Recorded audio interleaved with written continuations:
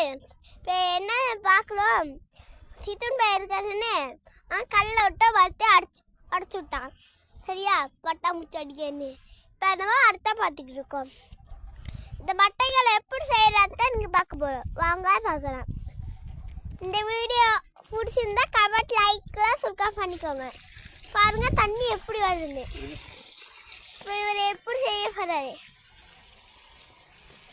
இங்கே பாருங்க, எப்படி அடிச்சுக்கிட்டு வருதுன்னு. இவர் எப்படி செய்ய போகிறாரு, பூட்டுறது கஷ்டம். இவ்வளோ தண்ணி நினச்சிடுங்க, இன்னும் கொஞ்ச நேரம் இருக்கு. நீங்களே பாருங்க எவ்வளோ கஷ்டப்பட்டு பூட்டுறாங்க. பூட்டிட்டான்னு நினச்சிடாங்க, இன்னும் கொஞ்சம் வேலை இருக்கு.